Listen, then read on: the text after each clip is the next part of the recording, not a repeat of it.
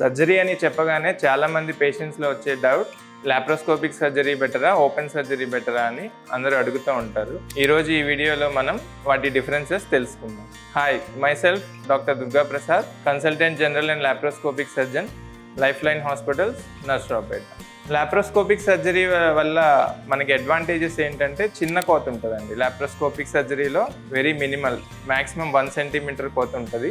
అదే open surgery, traditional సర్జరీలో అయితే 5 to 10 centimetres కోత, depending on the type of surgery incision పెరగచ్చు. ఇంకొకటి, లాప్రోస్కోపిక్ సర్జరీ వల్ల మనకి మినిమల్ బ్లడ్ లాస్ ఉంటుంది, చాలా తక్కువ రక్తం లాస్ ఉంటుంది. ఇంకొకటి, ఎర్లీ రికవరీ ఉంటుంది. లాప్రోస్కోపిక్ సర్జరీ వల్ల ఇమీడియట్ రికవరీ, ఇమీడియట్గా మన రొటీన్ యాక్టివిటీస్ అన్నీ చేసుకోవచ్చు. ఇంకా మీకు సర్జరీకి సంబంధించిన డౌట్స్ ఏమన్నా ఉంటే మీ దగ్గరలోని జనరల్ సర్జన్ని సంప్రదించగలరు. Thank you.